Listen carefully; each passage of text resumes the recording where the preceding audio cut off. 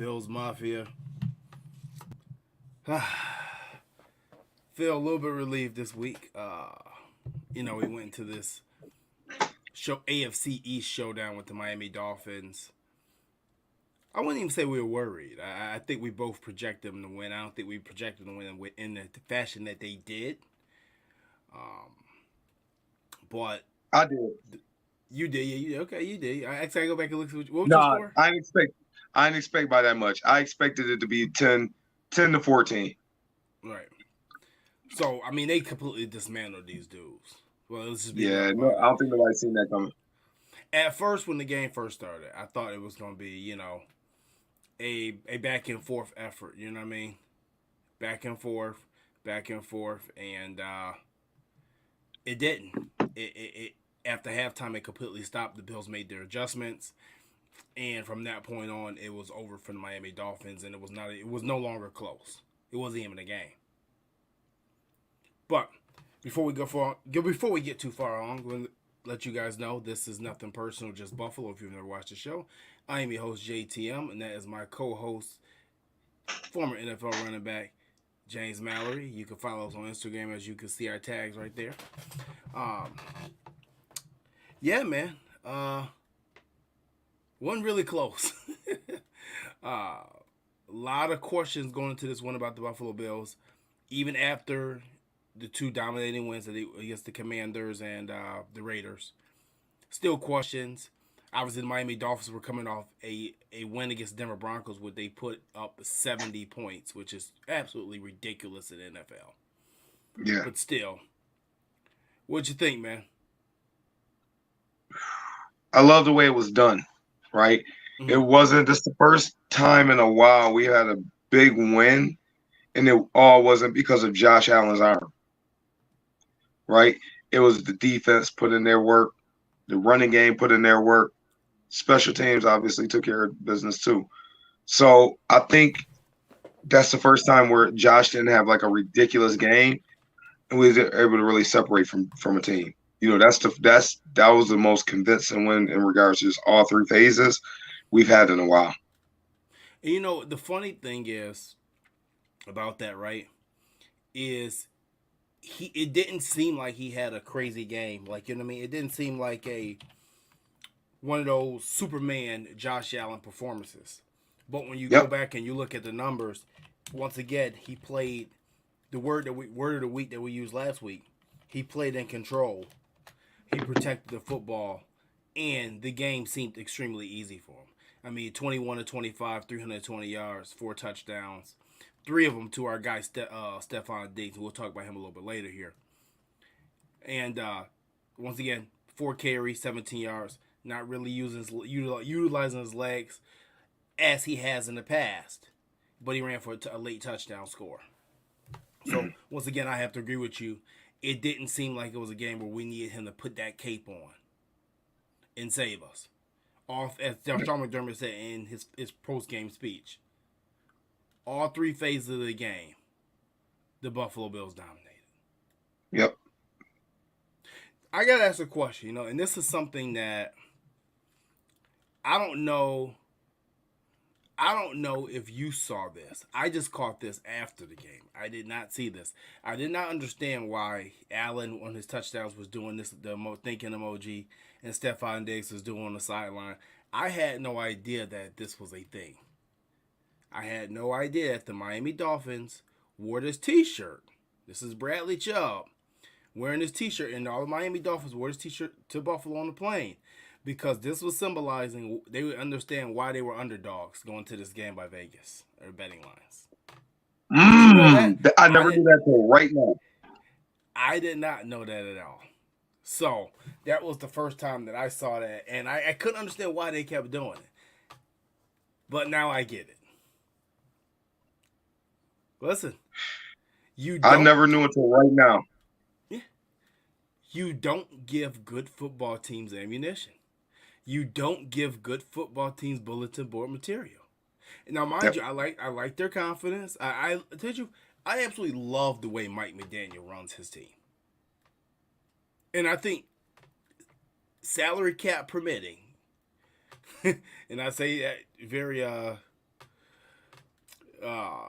very vaguely, I would say. Salary cap permitting, they're going to be a good team for a long time. But for whatever reason, you keep poking the bear that's the Buffalo Bills before you play them.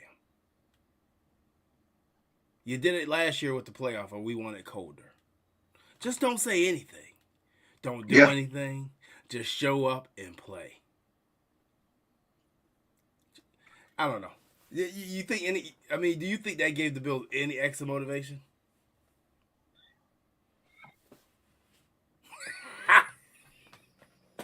No comment. Yeah. Of course, you know it did. Point proven. Point proven. But no, man. I want to talk about our quarterback, our chief of staff, Josh Allen, before we go too far ahead. Like I said before, already mentioned it. 21 to 25, 320 yards, 5 total touchdowns, 4 passing, 1 rushing. What you see from our guy 17 this week versus Miami, and I would say his continued dominance of the Miami Dolphins. What did you see here? Very efficient. I love the way he led the team. You could tell it almost hurt him to check the ball down sometimes. That dude does not want to check that ball down, JT. It looked painful. He like, let me just check this down.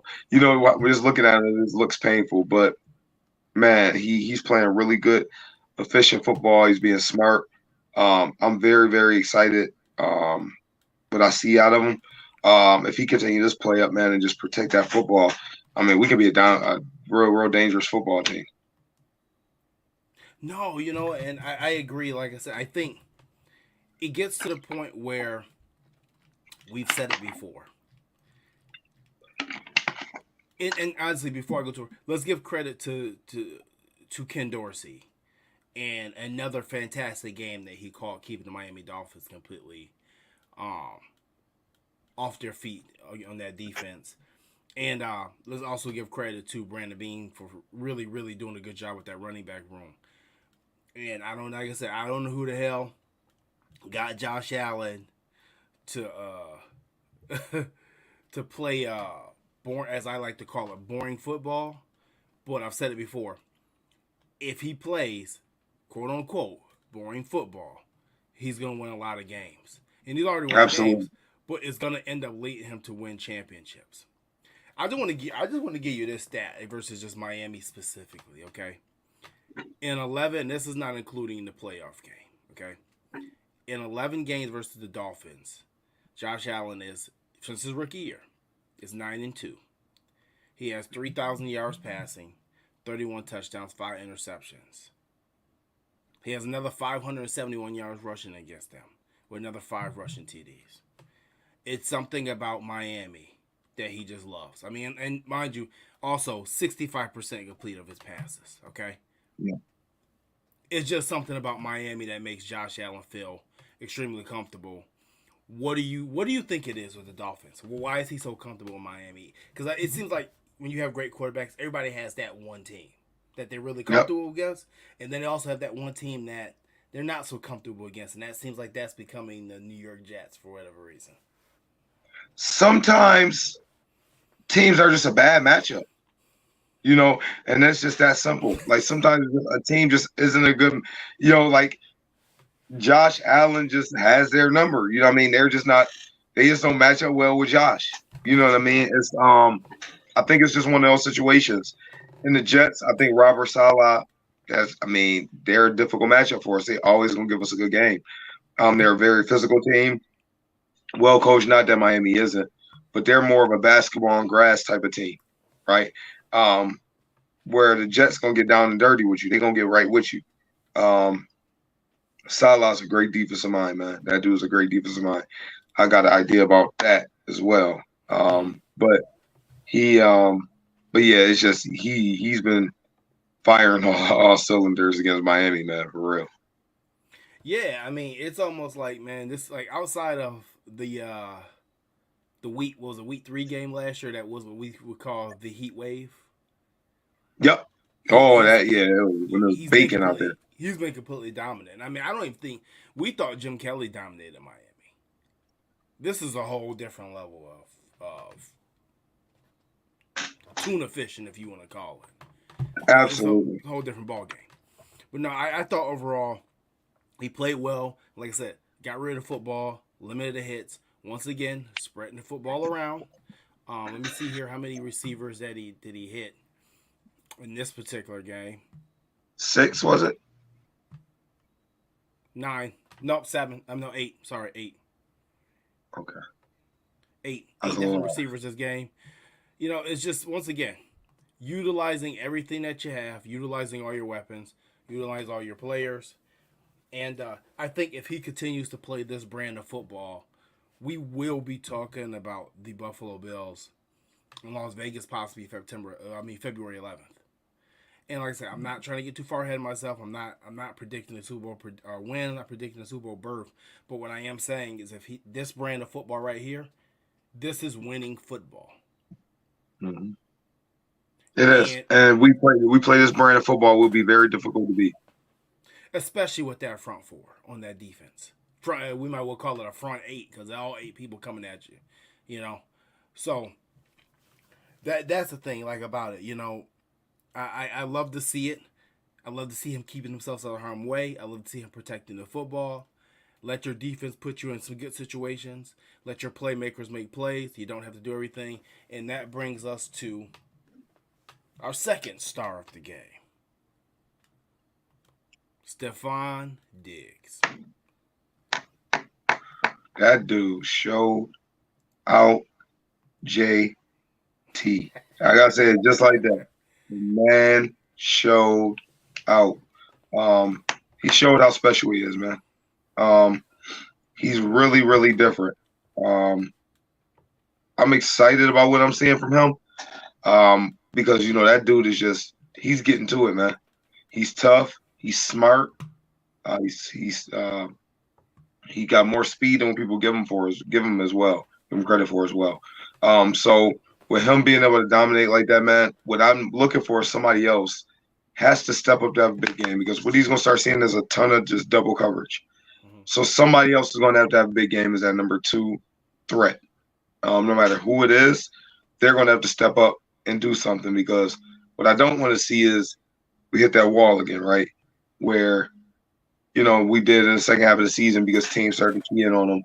Nobody else stepped up. Somebody else is going to have to step up and really, really, really help that man out, because that dude is playing out of his mind right now. He is balling. Just saying, trade deadline is going to be here sooner than later. The guy in Denver named Jerry Jeudy may become available again. You think so? If they keep losing, it's possible. If they keep losing, we'll see what happens. They snuck out one with Chicago this week. So if he on the last year before, he got one more after this. I think he may be on the last year. So like I said, could that be a guy that you could possibly make a move for? But no, Stefon just being Stefon. Mm-hmm. Stefon is being Stefon, and this is nothing new. I believe that I read a stat that since 2000, he's like the third receiver to have like three touchdown games. He has the most 3 touchdown games in Buffalo Bills history already. This guy is must-see TV. How many is that so far? He got as a Bill. I think that's 3 or 4. You see 3 or 4. Okay. So this guy's must-see TV, man. This ain't. It's not even at this point. It's not even surprising when we see this. It just goes to show how lucky we are to have him. And obviously, the offseason things, the offseason stuff happened. It was all a little worrisome, you know. I think that him and Josh are locked in, and maybe sometimes they need to break that foundation down a little bit for these guys to come together. One of the things I did see, right, and you mentioned this before, about Stefon Diggs, just wanting Josh to possibly be more of a leader, be more vocal, wanting some of these other guys to be more dogs like him. If you guys actually go to BuffaloBills.com and you check the post-game speech, I actually have never seen Josh Allen give a post-game speech and break the locker room down. This past week was the first time I saw that. You know what? I never thought about that, JT. I'm not saying it didn't happen. It hasn't happened before. That you seen that? I've never come across that. And when immediately when I saw that, I thought about you saying that Stefon just wanted Josh to be more of a dog, wanted to be more vocal, wanted to be more of a leader, and that's why the offseason antics possibly happened. So I thought about Yeah, that, right? But no, that's man. interesting. I never thought about it. See him break it down. Oh, yeah. Xavier Howard said something that's very interesting. Dolphins cornerback. He said he wanted to shadow Stefon Diggs all game, and he said that's what they pay him for, to be a top guy. And you know what? I actually thought about that, and I actually want you to say something. I give that guy extreme respect for wanting to cover him all game. That's what you should want from your top players, right? And the money he's making. Do you think that could have slowed Stefon Diggs down at all? No.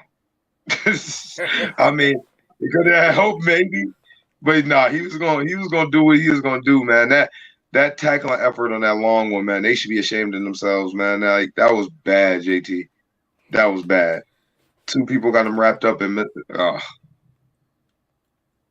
Horrible, horrible. It would touch base on some trade speculation a little later, for sure, definitely. Um, but no, that brought me to my next question about Stefon Diggs. Though, think of this, right? We always hear about Justin Jefferson. We hear about the Jamar Chase. We hear about anybody who scores a touchdown and hits a gritty, pretty much. Okay. It brought me to wonder: do you think that Stefon Diggs is undervalued amongst the NFL best at his position? Do you think I do. sometimes he gets lost in the shuffle or he's overlooked? They show him love, but I don't think he gets the love he deserves. Hmm. If that like man, he comes, he shows up and he balls. He got to be over 400 yards on the year, right? I'll check for you. I'll let you keep going. Yeah. I'll check So for you. when he comes in, man, that dude is on pace for like 14, 1,500 yards or whatever the case may be. Um, man, it's amazing what he's doing. He works hard. He's a great leader. Um, man, I don't understand why some of them they just don't give him that respect. Some people don't. A lot of people do. But man, Bills fans, embrace this. We have a top legitimate three quarterback, top legitimate three wide receiver on our same team. You know how long Bills fans been asking for something like that, and we have it. So don't take this moment for granted. As Bills fans, really, be excited about it, and we have a chance, man. We have a chance. So when I thought about this topic, right, I said, is he undervalued? And I said, absolutely. 110% he's undervalued. Like, we always hear about Justin Jefferson, and when you hear about that, going back to that trade, they always say about how the Vikings traded the first round pick, traded Stefon Diggs get Justin Jefferson. Now, honestly, that was probably one of the most even trades you'll see in any sport ever. Well, Both teams. the only they're gonna pay him, but if he doesn't happen to stay there past 5 years, the Bills win that trade. Yeah, I think he will. I think he's gonna be there past 5 years I because believe he he's will, about to but I get. had to say that. If he for Yeah, some reason doesn't sign back with him, yeah. that's now he's saying the Bills definitely won that It, trade. definitely, it becomes a win for Buffalo. I 100% agree with that, right? But don't worry, Justin Jefferson, he's about to get this astronomical contract. Uh, Yeah, probably yeah. about probably about $33-34 million a year. They won't be able to sign much else after that. He'll be getting paid. They won't have much around him, but he'll be getting paid. While Stephon Diggs be in Buffalo compete for Super Bowl rings. So with that being said, yeah, I think he's completely underrated. I don't think that. So I'll say this: when the world talks about Stephon Diggs, they don't seem to separate him from Josh Allen. They never really seem to talk about just him. Yeah. Where when you hear about Jamar Chase and Joe Burrow, they separate Jamar Chase from Joe Burrow. When you hear they talk about Devontae Adams, doesn't we don't know who the hell throwing the ball in Las Vegas, but they separate them, right? When they talk about Stephon Diggs, it's always interlocked with Josh Allen, and I think that's the part that could be frustrating, and that's the part where he doesn't get his respect that he deserves. I'd say he's one of your top 3 receivers in the NFL. And I know we questioned this. Was it last year? I don't know if it was last year. We questioned to say, hey, where's he land in the hierarchy? I think his top 3, and it could be top 2. I think that if you ask me who the top 3 are, I'll tell you that in no specific order. It's Devontae Adams, Stefon Diggs, and Justin Jefferson. Yeah. And I wouldn't put another damn receiver above Stefon Diggs on that list. Yeah. Yeah, I mean, when you talk that, I mean, yeah, I can't disagree with you at all, JT.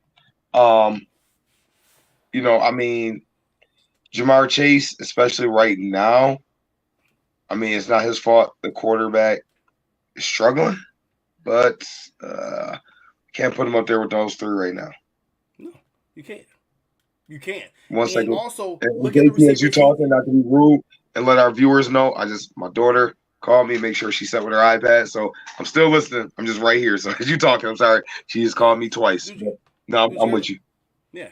No. So the thing is, when it comes to Stefon, and even when you talk about Jamar Chase, you have to look at the receivers that Jamar Chase has around them. And this is why I don't understand why people put him above him on their list. I mean, I know it's cool for young cats to see him in the gritty and things as such, and he's more of a showboat than Stefon Diggs. But when you have a T. Higgins, when you have a Tyler Boyd, when you have a Joe Mixon in the backfield, and mind you, the Bills are not that far off with the backfield, not with the additions of Latavius Murray, Damian Harris, and the electric James Cook taking over that starting role. But overall, he just doesn't get the respect he deserves. And one thing I can say is I don't know how these guys work out in the offseason, but I can't say that there's too many guys at his position that outwork Stefon Diggs when the lights are not on, when the cameras are not on him, when he's not in a jersey, when he's not in a helmet. There's not too many receivers in the NFL that outwork Stefon Diggs. If you ever watch any of his workouts for the offseason, it's a grind. Yep. It's a grind. So yeah, he puts it in, and that's why he's eating. He's enjoying the fruits of his labor right now. The dude puts in work, and he's enjoying the fruits of his labor. Period. Let me ask a question to you. How long do you think he could play at this level, elite level? I think what's going to happen is when he gets a little older, he's going to be turned into an elite slot. Okay. So I think he'll be able to play at this for a long, long time because he doesn't rely on speed. Like a lot of these guys rely on just straight speed. A Mike Wallace, so to say, right? Okay. When he slowed down a step, he's not as dynamic, right? But if he's a crafty route runner, right? His game should age really, really well, really, really well. Man, dude gonna be in Buffalo for a while, burning the injuries. And as you said, the elite slot thing, it's funny because you've seen Ken Dorsey do something that Brian Dable never did. Move him around to find him better matchups. Yep. You brought to my attention that Diggs lined up in the backfield. Was it week 2 or week 1 you saw him line up in the backfield? Week 2. Week 2, right? I understand. Yep. And then I instantly saw him line up in the backfield this week as well. He did versus Miami as well this week. So it's hard to line that up. It's hard to scheme that up. Yeah. So shout out to Ken Dorsey for moving that guy around to get a better match and not just leaving him on the boundary for like the entire season. But moving on.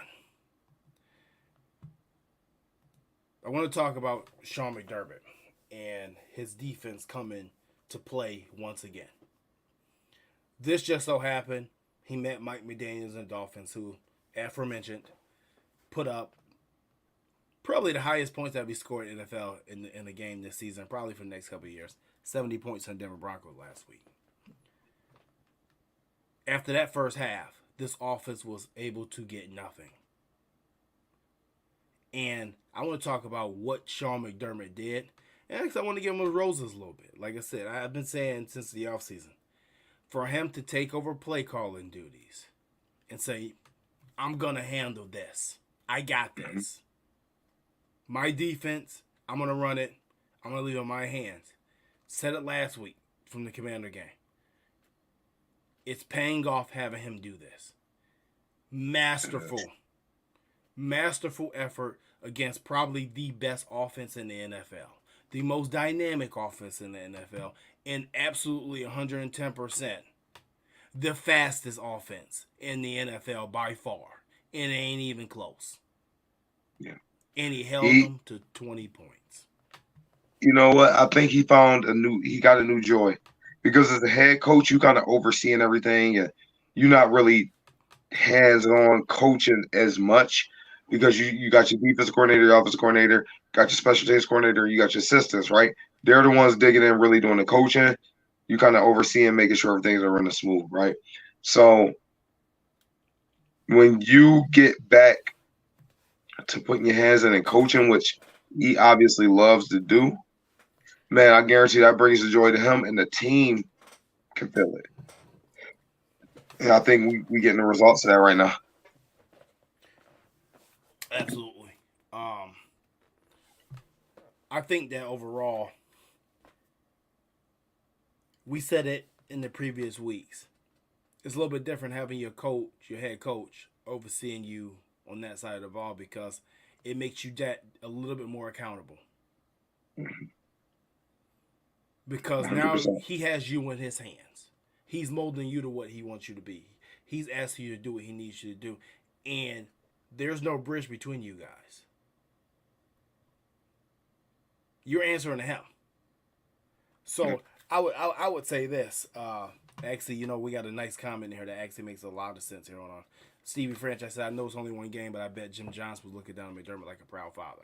Now, if you guys don't know who Jim Johnson was, that's his old mentor, the old Eagles defensive coordinator, who's legendary. Yep. And Sean McDermott was his assistant, and he took over when Jim Johnson died in season from cancer years ago on Andy Reid's staff, and McDermott took that defense over. He didn't quite run it like Jim did, and he ended up getting fired by Andy and went to Carolina and kind of found his own little base. But absolutely, I think Jim Johnson would be looking down on him and smiling. You know what's funny is he was able to stop this Miami offense. Once again, another week, didn't really blitz much. But what he did do, and I told you this on the phone, right? In the second half, he punched them in the mouth at the line of scrimmage and threw their timing off. And I was talking to you, and I said this reminded me of when Chan Gailey had the Bills. They was either 3-0 or 4-0, and they played the Jets when Rex Ryan was the head coach. And Rex pressed everybody at the line of scrimmage and realized that he threw off the timing from Ryan Fitzpatrick to David Nelson, Ryan Fitzpatrick to Donald Jones, Ryan Fitzpatrick to Stevie Johnson. They realized that everything was on timing routes. Yep. And when you threw off the timing, it messed up the entire play calling. That's what he did in the second half. He made Tua double clutch. He made Tua wait. And when he either made Tua wait or double clutch, either the pass rush got to him, shout out to that defensive line, that front four again, on their job, on Tua's ass. They've been on everybody's ass all season so far. Okay? They did their job. But he also forced Tua into mistakes. Now, I don't know how a lot of people feel about Tua. I know a lot of people comment on him and say that he ain't that great. First of all, Tua's going to be an MVP candidate this season. Yeah. Okay? Yeah, 100%. 100%. That's a great quarterback on the other side of that field. They don't give him enough credit, man. Tua can ball, JT. Yeah. That's a great play caller on the other side of that field. It's just that on this particular day, Sean McDermott was here and the rest of them was right here. That's what happened. It ain't a Tua thing. It was a Sean McDermott thing this week. Yep. And utilizing his players. So it's going to be interesting to see what we do the rest of the season.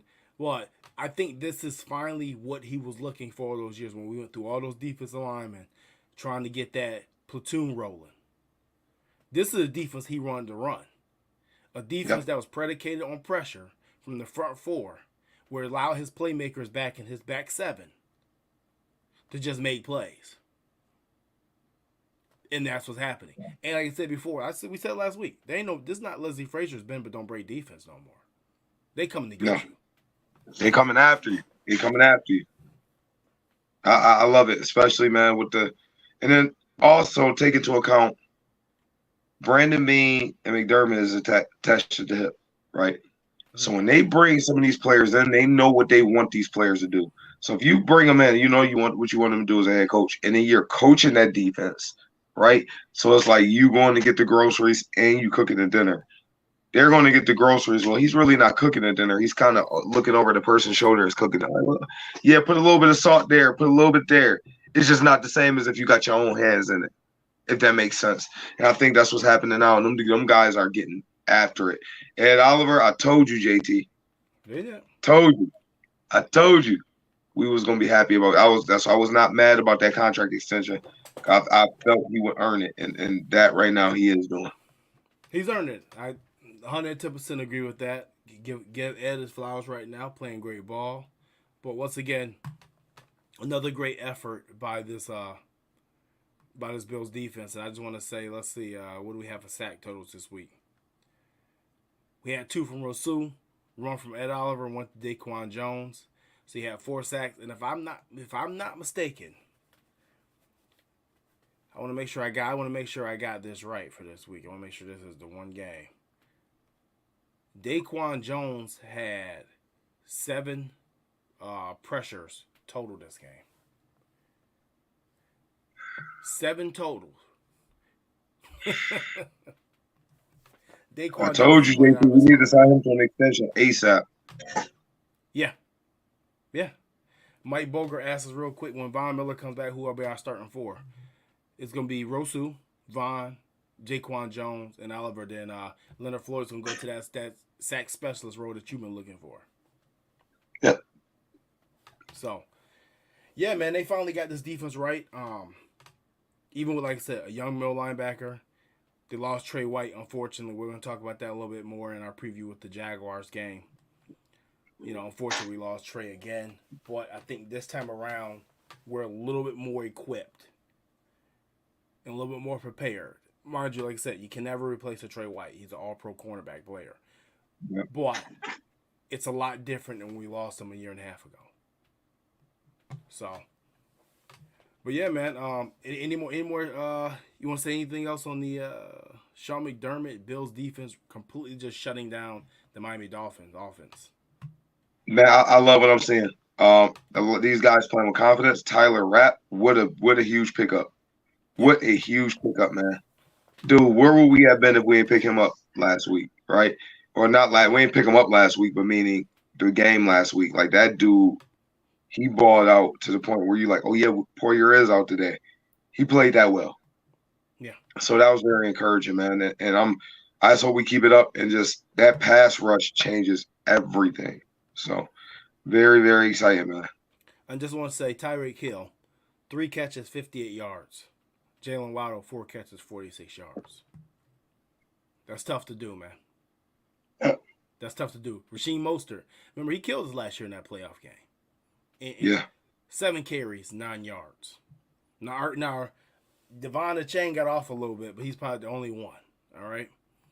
I thought that third downs, 3 of 10 for third downs, 0-3 on fourth downs. Absolutely just destroyed Miami. So, like I said, hats off, Sean McDermott and the boys on defense.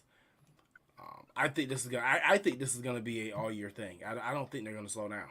And like I said, we have yet to see number 40 hit this football field yet, and that's the scary part about it. Yep. So, but moving on, right? Obviously, we know the Bills have a huge game coming up this week. Traveling to parts unknown to them. Well, actually, not unknown. We played the Jaguars years ago in London. Wasn't the same thing. But, and actually, before that, Mike Boger says a nice stat right here. Tyreek Hill hasn't had over 60 or 70 yards in all 6 games against us. So, wow. Something there to mention. Good. Thank you for the stat, Mike. Appreciate it. Yeah, definitely. Thank you, Mike. Yeah. So, we're going over to London, going across seas to play the Jaguars. 3-1. They're 2-2.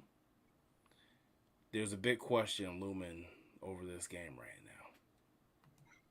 Question is, should Von Miller return against the Jaguars? Absolutely not. All right, I'm on board with you. I don't think he should either, but come on, give me your reasons.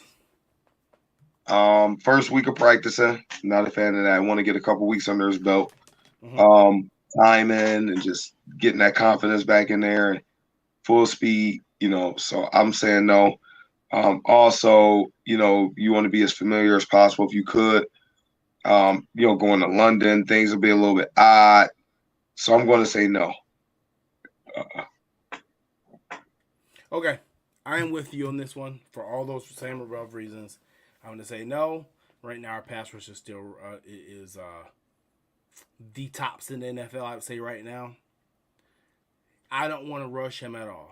I think Tony Romo said something with in that game, broadcasting, and he said the Bills are more worried about having Von Miller in December, January, and possibly February than they are right now in September and October.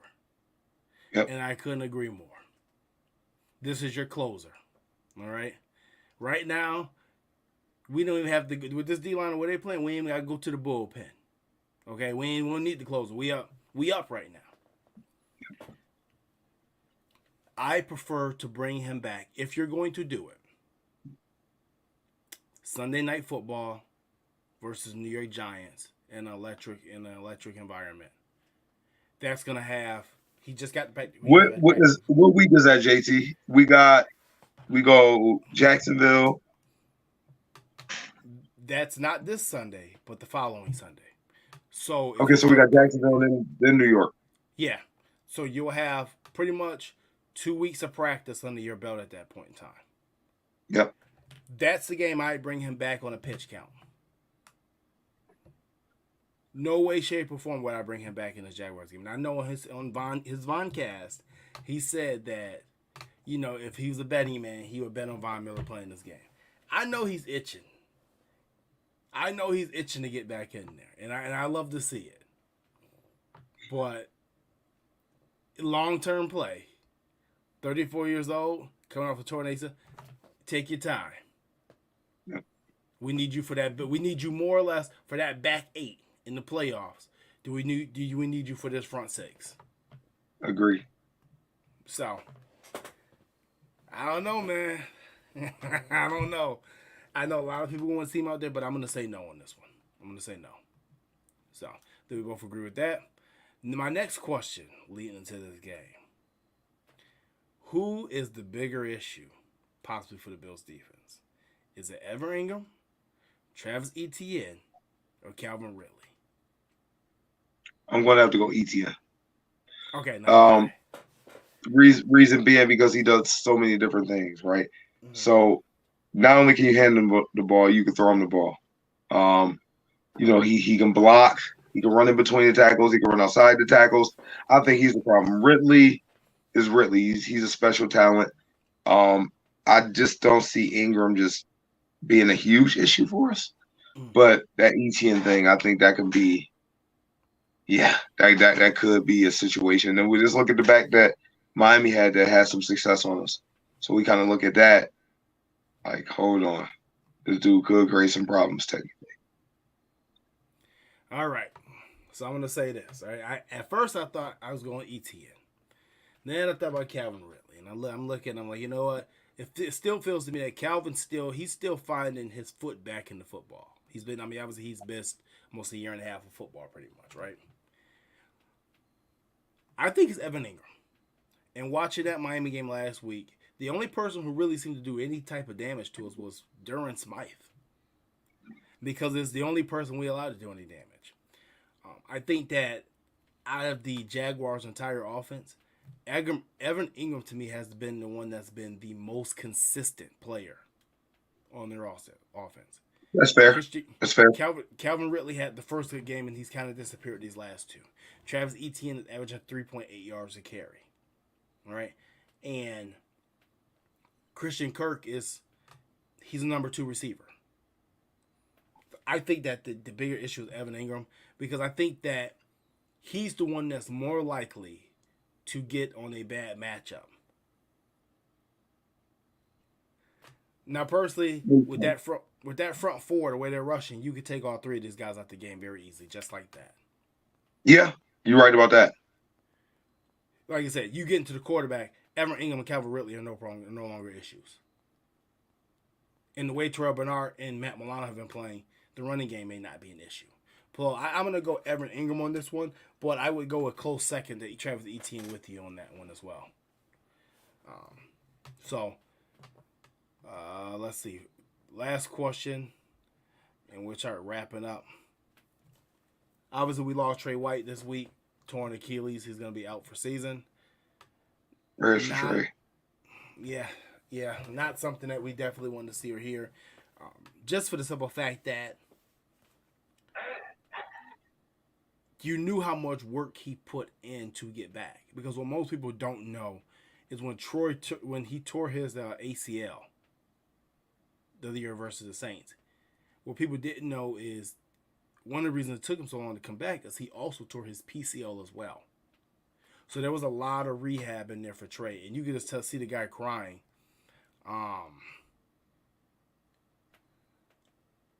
The only thing, obviously, you just knew how much work he put in. He put in a lot of work to try to get back. And it's unfortunate. And I would take this question from Major here.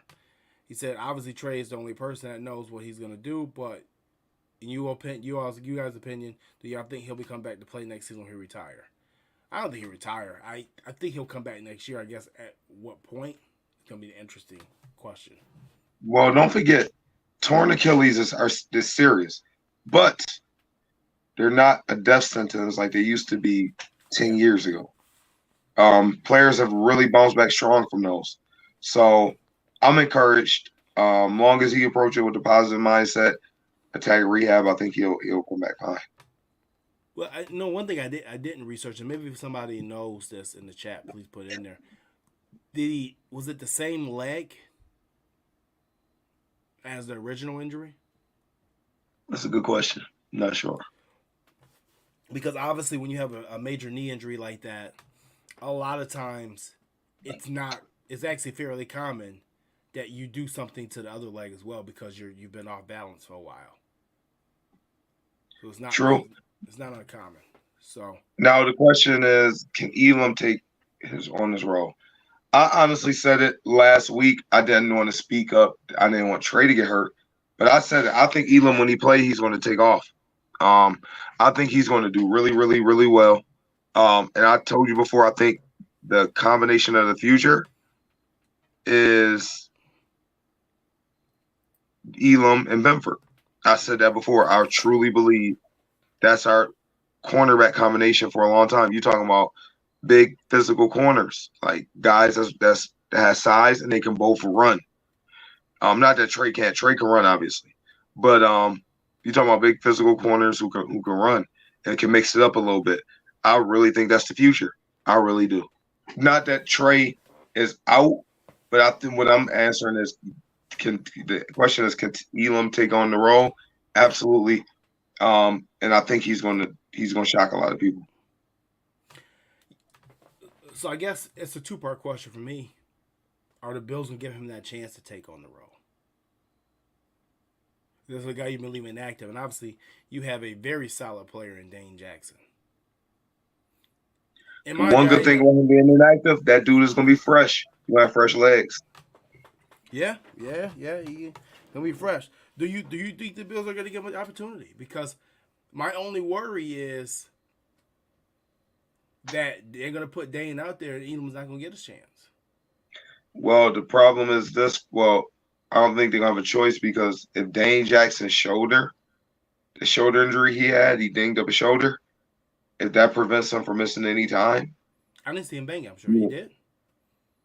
Yeah, he went out. Remember, he went in. That's how Dane came in the game originally. Oh, Benford, right?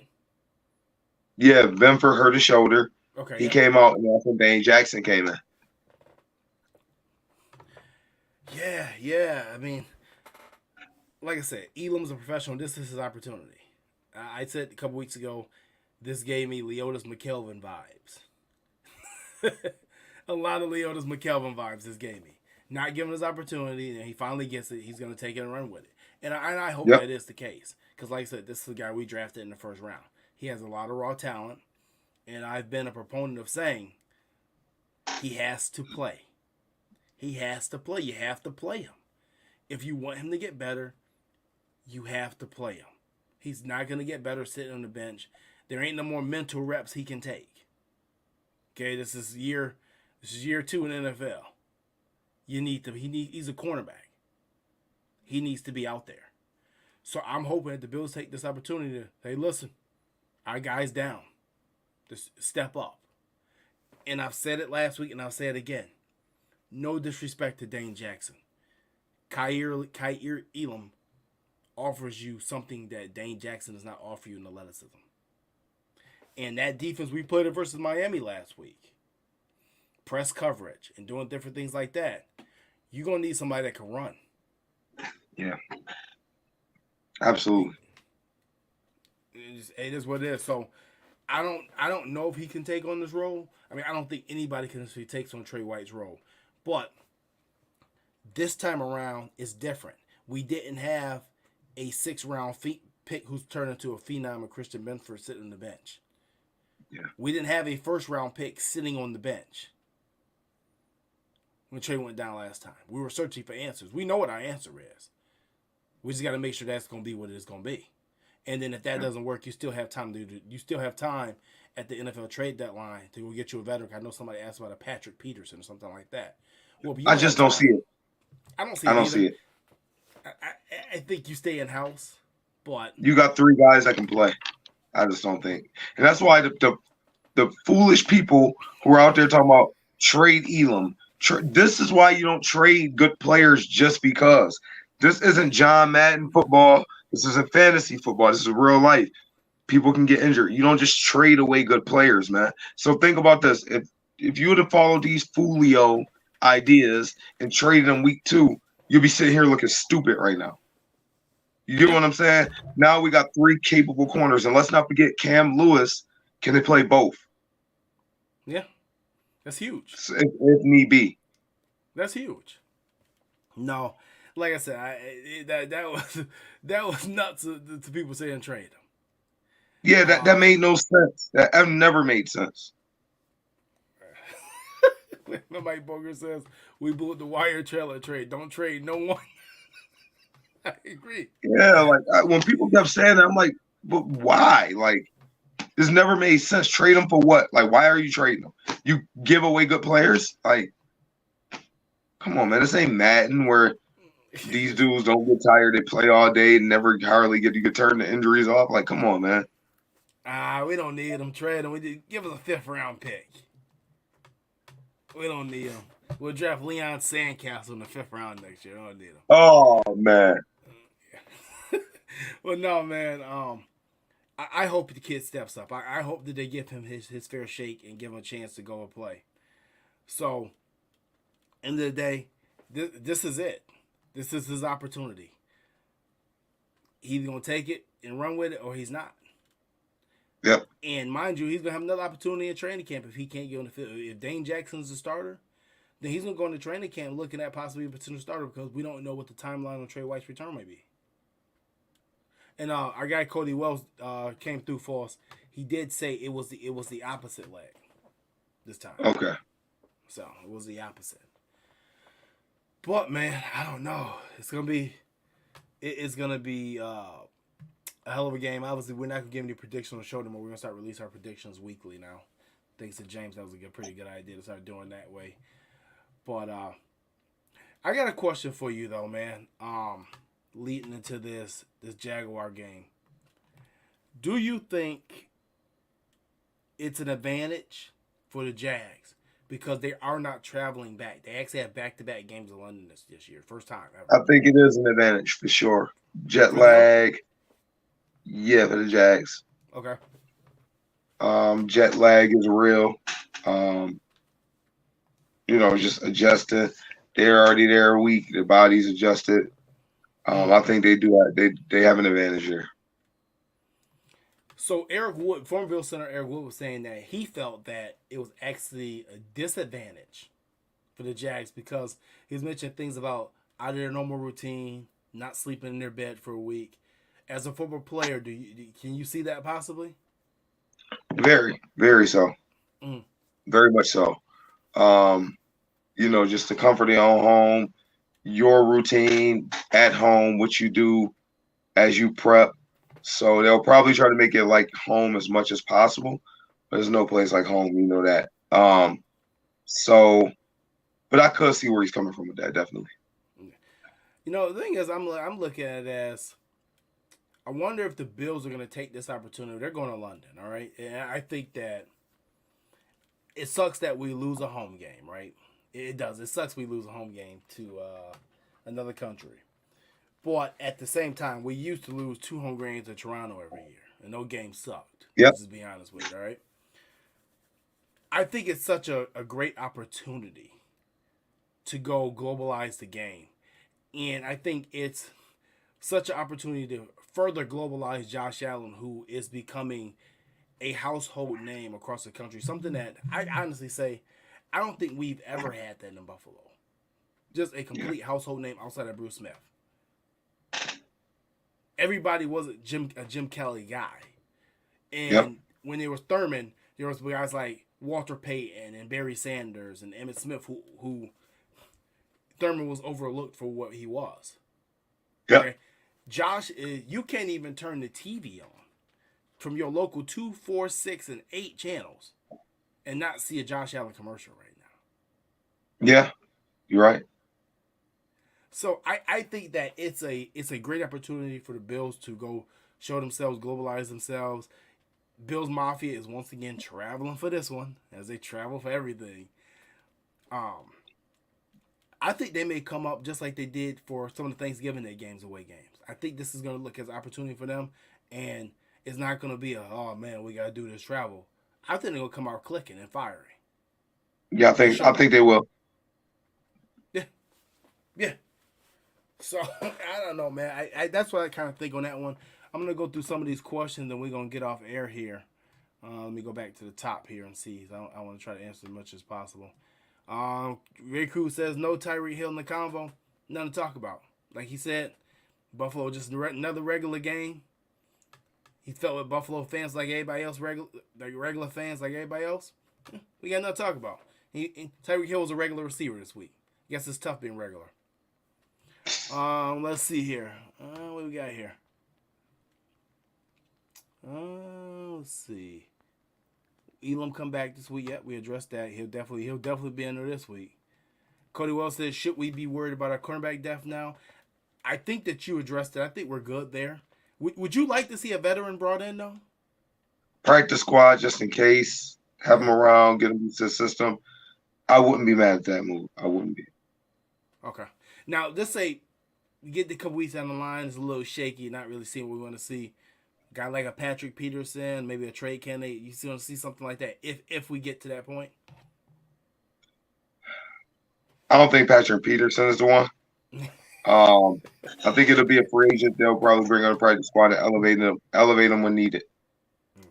Kind of wish we would have kept Dantzler now. Yep.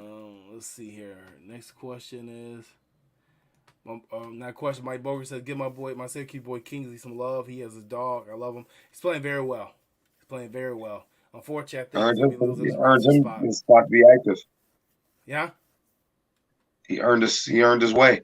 Earned himself being active over Puna Ford. Yeah, and guess what? It's going to be hard to stash him now. He's had some really good tape over the last couple games. And I don't think that I think that was pretty much it for the questions tonight. I think we got everything, but overall, I think that the Buffalo Bills need to come out in this game. They need to establish dominance early. I think that they've coming off such a big win. Yeah, Greedy Williams is available. That's one name I've been saying the last couple of years. I think that would be a. He's still available? I believe he is. Yeah, Stevie. Yeah. Wow. I believe Anthony Farrell told me that too, that he was available. So, and that's the guy that I've been on him for a couple of years now. You have been. So, absolutely agree, Stevie, there. Now, I think that the Bills need to come out in this Jaguar game and they need to establish dominance. I think you need to establish dominance early. Come in, punch them in the mouth. You took your 1L already. So you got your 1L for your first, in my opinion, your first 8 games out the way. Because you need to be 7-1 at the 8-game mark. Yep. You need to come out and you need to beat up on Jacksonville. They're not a bad football team, but they're a very young football team. Okay, and honestly, to be completely honest, they're struggling right now. They're not playing very good football outside of Josh Allen. The Jaguars, Josh Allen, who has 6 sacks, they're not passing the ball very well. They're not running the ball very well. Their defense is young. It's not there yet. You need to come out and you need to smack around. You need to come back to Buffalo with the win and get ready for an electric environment on Sunday Night Football. That's what needs to happen. Talk that talk. Talk that talk. So, it is what it is. That's all I got, man. Ray Cruz asked if we get off, who do you think gets cut when Vaughn returns? I think it's going to, unfortunately, I think it'll be our man Kingsley. Yeah, I think so, too. It's a numbers game. It's a numbers game at that point, so it's unfortunate, but that's what I see. You got anything before we get off this air, man? You got anything? Nope. So, my prediction for this weekend. Bills come out. You can't give it. You can't give it. We got to release that separate, remember? No. I'm just saying the Bills going to come out, and I'm not going to give a score. Giving a score. Bills going to come out. They're gonna come out ready. So be looking for that. Our predictions. JT and I will post our predictions. We want everybody.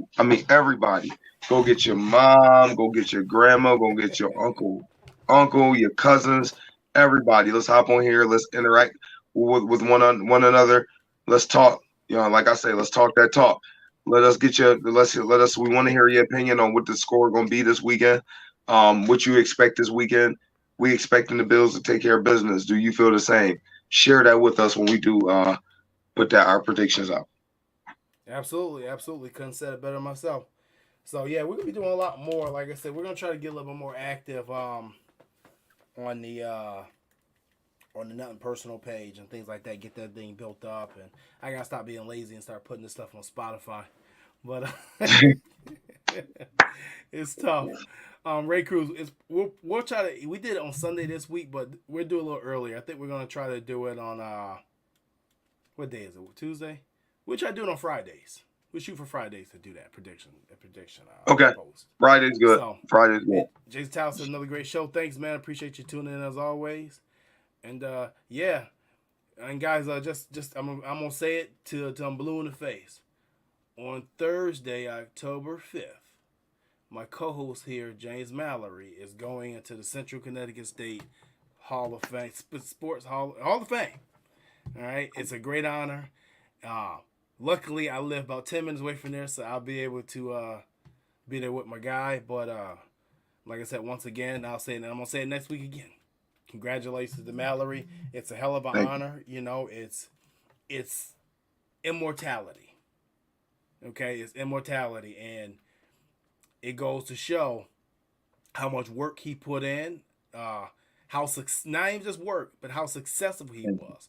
It's not too many people that can say they played football at the highest levels, and a damn sure a lot of people that can say they made it to any former Hall of Fame at the highest level. And honestly, you know what, too? I'm not going to forget. I did see it. Your little brother, Terrell Ford, went into the Kenmore West Hall of Fame as well. And you're in that Hall of Fame, too. So now you're in 2 Hall of Fames. Yes. My brother will be going in on the 20th. We excited about that. So, yeah, the month of the Hall of Fame, man. I'm humbled, man. It's just a blessing. I want to thank everybody for congratulating me. I'm gonna enjoy the moment. But man, it's awesome. It's awesome. That's it, man. Like I said, Mama Ford definitely happy right now, jumping for joy. They're not 1 but 2, double up. Absolutely. But congratulations, James, once again. And we'll take some pictures. I get some pictures, and we'll post some on the next show and on the page and things of that such. But who knows, y'all? We might pop up live from the Hall of Fame and just hold it down for Nothing personal, just Buffalo. You know, we might pop up on live, so don't sleep on it. Be on it, y'all. It's possible, but they on that ticket it said open bar, so I don't know. I don't know. I'm just saying it said open bar on that ticket, so Ooh. I don't know, man. We'll see. No, CCSU, baby. You know, Major. CCSU, baby. but yeah, no. But congratulations on yeah, another great show. Thank you guys for tuning in. We'll be back next week, next Tuesday again. And once again, let's keep this thing rolling. There's 3 wins in a row. Let's go for 4. And catch you guys next week. Peace. Slurring on live. That's funny.